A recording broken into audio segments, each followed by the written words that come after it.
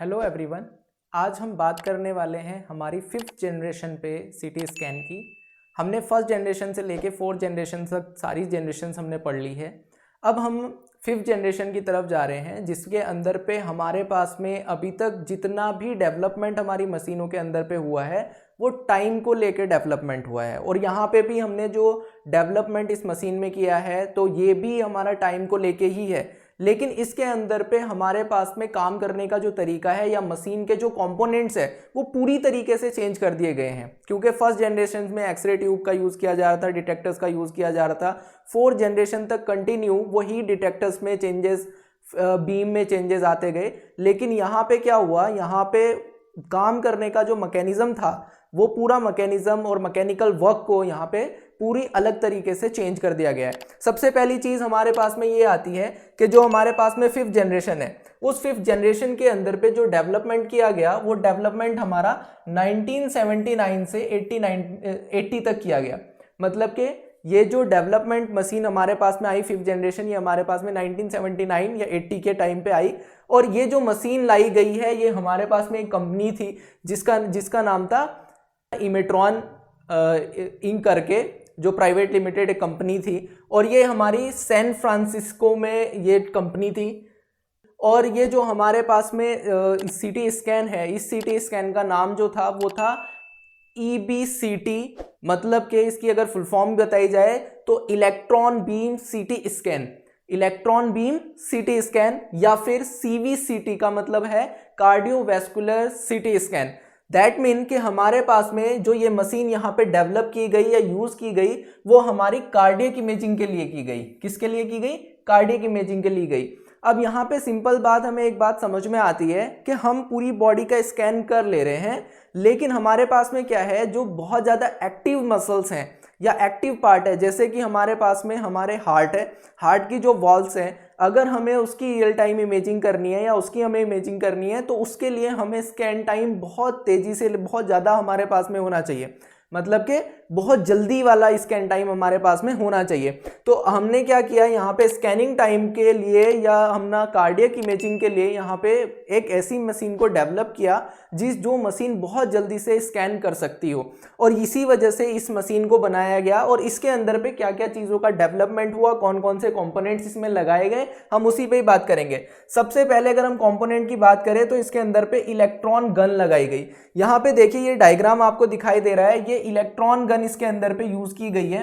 तो ये electron gun का मतलब क्या है, आपको ऑब्वियसली समझ में आ रहा है कि हमारे पास में एक ऐसी गन है या ऐसा हमने इक्विपमेंट लगाया है जिसके अंदर से हमारे पास में इलेक्ट्रॉन्स निकलेंगे।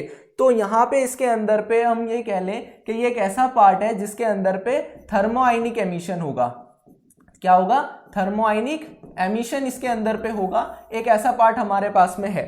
सिंपल थिंग है कि जहाँ पे भी थर्मोआयनिक एमिशन होता है वो एक ऐसा पार्ट होता है कि इसके अंदर पे या तो फिलामेंट लगा है ना, जैसे हमारे एक्सरे ट्यूब के अंदर फिलामेंट लगा है, वहाँ से थर्मोआयनिक एमिशन होता है, इलेक्ट्रॉन निकलते हैं। और जब वो इलेक्ट्रॉन वहाँ से निकलते हैं, एक्सीलरेट होते हैं, और वो कितने पे होते हैं, मतलब कि उसकी जो एनर्जी होती है, किलो इलेक्ट्रॉन वोल्ट एनर्जी, अगर हम KVP की बात करें तो वो हमारे पास में होते हैं 130। कितना होता है? 130 किलो इलेक्ट्रॉन पावर की हमारे पास में जो इलेक्ट्रॉन गन से निकलते हैं वो यहाँ पे इस इलेक्ट्रॉन गन से निकलते हैं। उसके बाद में हमारे पास में क्या होता है, ये इलेक्ट्रॉन्स आगे पे चलते हैं और आगे पे जाने के बाद ये इसके अंदर पे एक EM कॉइल लगी होती है, मतलब इलेक्ट्रोमैग्नेटिक कॉइल्स इसके अंदर पे लगी होती है जो हमारे इलेक्ट्रॉन्स को डिफ्लेक्ट करती है। क्या करती है? इलेक्ट्रॉन्स को डिफ्लेक्ट करती है।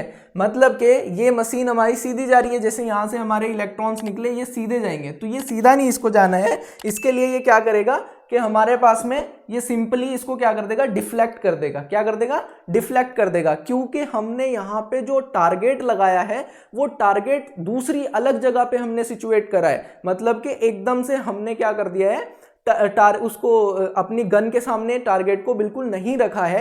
हमने अपनी मशीन का कोई कंपोजिशन इस तरीके से किया है कि वो हमारे पास में दूसरी तरीके से फंक्शन करे। तो अब हमारे पास में क्या है कि हमने अपनी बीम को भी टारगेट की तरफ भेजना है, हमारी जो इलेक्ट्रॉन बीम आ रही है ना, टारगेट की तरफ भेजना है। तो उसको भेजने के लिए हमने यहाँ पे एक डिफ्लेक्टिंग कॉइल, जिसको इलेक्ट्रोमैग्नेटिक फील्ड कॉइल बोला जा रहा है यहाँ पे, या इलेक्ट्रोमैग्नेटिक कोइल बोला जा रहा है, क्योंकि हमारे पास में इलेक्ट्रॉन्स हैं, तो इलेक्ट्रोमैग्नेटिक फील्ड में वो डिफ्लेक्ट और रिफ्लेक्ट या अट्रैक्शन या रिपल्शन उसके अंदर पे हो सकता है। तो इसी वजह से यहाँ पे रिपल्शन भी होगा, अट्रैक्शन भी होगा, ठीक है ना। तो इसी वजह से हम इसको डिफ्लेक्ट भी कर सकते हैं और हम इसको अट्रैक्ट भी कर सकते हैं। तो हमने इलेक्ट्रोमैग्नेटिक फील्ड के थ्रू इसको क्या कर दिया, डिफ्लेक्ट कर दिया। अब उसके बाद में जब ये डिफ्लेक्ट हो गया तो हमने यहाँ पे लगाए हैं हमारे पास में डिटेक्टर्स, और हमने इस तरीके से इन डिटेक्टर्स को लगाया है कि ये आर्च फॉर्म में यहाँ पे क्रिएट हो, या कर्व्स फॉर्म में कह लें हम इसको, कर्व्स फॉर्म पे यहाँ पे क्या रहे, अरेंज रहे। और अरेंज की बात अगर की जाए तो जो टंगस्टन हमने यहाँ पे यूज किया है वो टंगस्टन की 4 रिंग्स, कितनी 4 रिंग्स हमने यहाँ पे यूज करी है। मतलब कि हमारे पास में जो डिटेक्टर्स है उन डिटेक्टर्स की 4 रिंग्स हमने यहाँ पे यूज करी है। और अगर हम बात करें कि अगर हम एक रिंग को यूज करते हैं, किसको यूज करते हैं, एक रिंग को अगर हम यूज करते हैं तो हमारे पास में 2 स्लाइस आती है। कितनी आती है, 2 स्लाइस। तो अगर हम 4 रिंग को यूज करेंगे तो हमारे पास में 8 स्लाइस यहाँ पे आएगी।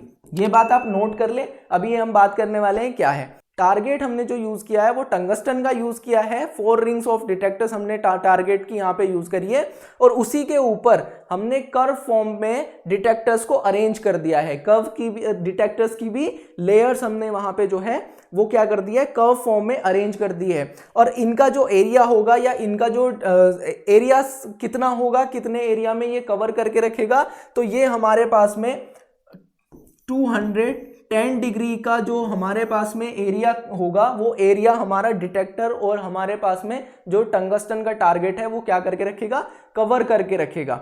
ठीक है, तो यही आपको याद रखना है कि हमारे पास में कितना नंबर ऑफ एरिया जो है वो कवर रहता है हमारे टारगेट और टंगस्टन उससे, तो वो कितना होता है 210 डिग्री। ठीक है, तो उसके बाद हम बात करते हैं कि हमारे पास में क्या होगा कि इनके बाद इसमें टंगस्टन टारगेट से हमारे जो इलेक्ट्रॉन बीम है वो इंटरेक्ट करेगी, और इंटरेक्ट करके वो एक्सरे बीम में बदल जाएगी। और जब वो एक्सरे बीम में बदलेगी तो वो सीधा ऊपर की तरफ जाएगी, क्योंकि हमने इसका जो एंगल रखा है वो ऊपर की तरफ रखा है। जैसे ये ऊपर की तरफ जाएगी तो पेशेंट बीच में होगा, तो वो वहां से उसको क्या करेगी, पेनिट्रेट करेगी, इंफॉर्मेशन लेगी और डिटेक्टर्स के पास में चली जाएगी।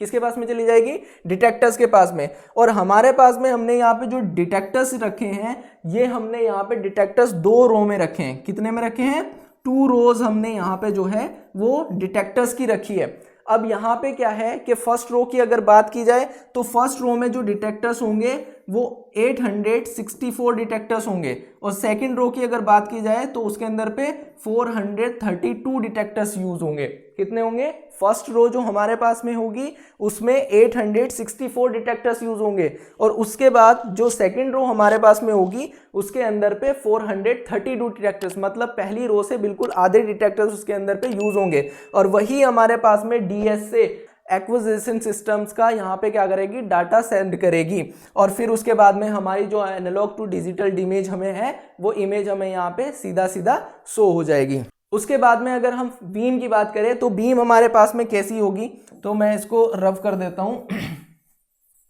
तो हमारे पास में जो फैन बीम होगी, क्या होगी, फैन बीम जो होगी वो हमारी कितनी होगी, 2 सेंटीमीटर की होगी। कितनी होगी, 2 सेंटीमीटर की होगी। 2 सेंटीमीटर का मतलब है कि हमारी जो बीम जा रही होगी कितनी वाइड होगी, 2 सेंटीमीटर वाइड होगी। ठीक है, उसके बाद में अगर हम स्कैन फील्ड देखें, स्कैन फील्ड अगर हम देखें तो स्कैन फील्ड हमारी कितनी होगी, 47 सेंटीमीटर की होगी। कितनी होगी, 47 सेंटीमीटर की होगी। उसके बाद अगर हम बात करें कि हमारे पास में हमारा जो टंगस्टन का डायमीटर होगा या हमारा जो टारगेट का डायमीटर है, कितना है, डायमीटर है, टारगेट का जो हमारा डायमीटर है वो हमारा कितना होगा, 180 सेंटीमीटर होगा।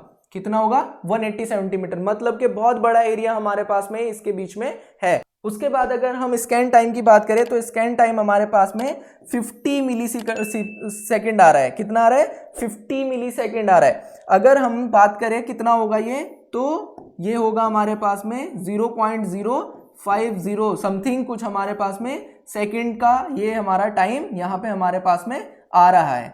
ठीक है, तो ये टाइम हमारे पास में बहुत लेस टाइम है, हमारी 1 सेकंड का भी बहुत कम टाइम ये हमारे पास में है, जिससे हम क्या करते हैं, अब हमारे पास में क्या कर सकते हैं, हम अपने कार्डियक की इमेजिंग यहाँ पे आसानी से कर सकते हैं। तो ये हमारे पास में हमारी जो है 5th जनरेशन है। 5th जनरेशन हमारी इस तरीके से फंक्शन करती है और ये हमारे पास में जो है क्या है, कार्डियक इमेजिंग करने के लिए कैपेबल है और इससे हम आराम से अपनी कार्डियक इमेजिंग और कुछ ऐसे पार्ट की जिसकी हमें बहुत फास्ट इमेजिंग करने की ज़रूरत है, जो कार्डियक एंजियोग्राफी हम इसमें बहुत आराम से कर सकते हैं, तो उसे करने के लिए ये क्या है, कैपेबल है। तो इस वीडियो में इतना ही। Thank you very much. Please subscribe my channel.